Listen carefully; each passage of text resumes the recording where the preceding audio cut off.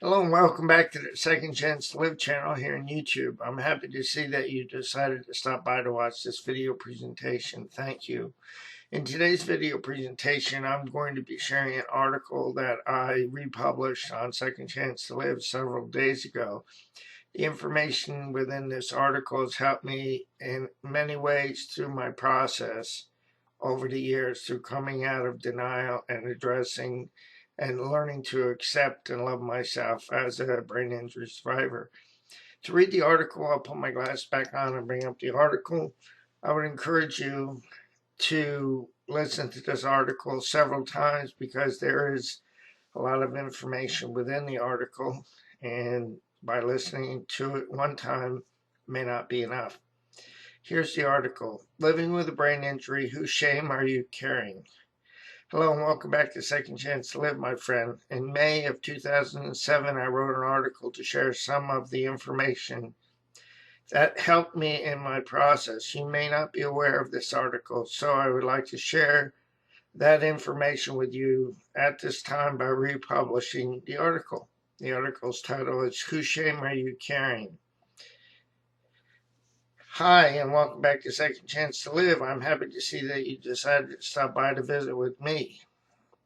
I want to share something with you that has helped me. My motivation is to provide insights to parents that read my blog. My motive is to provide awareness. The beauty in living is that we can make a decision to change our behavior at any time. The process of behavior modification usually begins with awareness that is followed by acceptance and results in action. Awareness provides the opportunity to address whatever is not in our best interest or in the best interest of the people we love.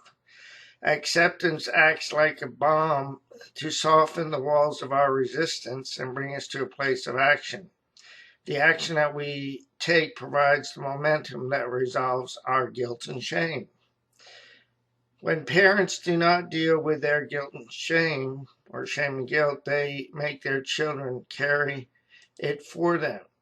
In many instances, the shame transfer is the learned behavior that is passed on from one generation to the next.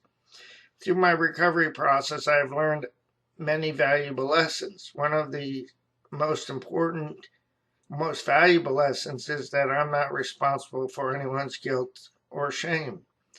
I do not have to carry the burden of another person's unresolved guilt or shame. Each person is given the opportunity to learn and grow from his or her individual experience. If they choose to avoid or deny the reasons for their irritability, restlessness, and discontentment, I do not have to absorb their pain. Debilitating guilt and debilitating shame can only be resolved through rigorous honesty and a commitment to personal accountability. In transactional analysis, there is an expression that sums up such a process. It goes like this. We will work it in, work it out, or project it on to other people through blame, shame, or scapegoating. As I understand this concept, when a person chooses to work it in, they choose to deny they have shame and guilt and act as though it does not exist. When a person represses shame and guilt, addictive behavior is frequently used to avoid responsibility.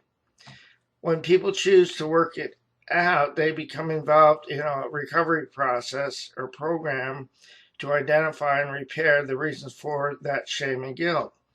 The last option, involves passing the responsibility for his or her shame and guilt onto anyone who is willing to be abused. Transactional analysis sums up this last behavior as passing the hot potato.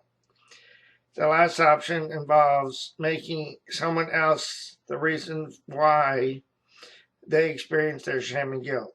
So if I don't know how to deal with my feelings of shame and guilt, I make somebody else responsible for that by blaming, shaming, and scapegoating them. In my experience, my dad's inability or unwillingness to accept that I had a disability motivated his behavior. He blamed me for not being able to be more and do more. His criticism of my best efforts made me responsible for his disappointment. My dad could not or would not accept that I was doing the best I could, given the fact that I was a traumatic brain injury survivor. I also believe that my dad transferred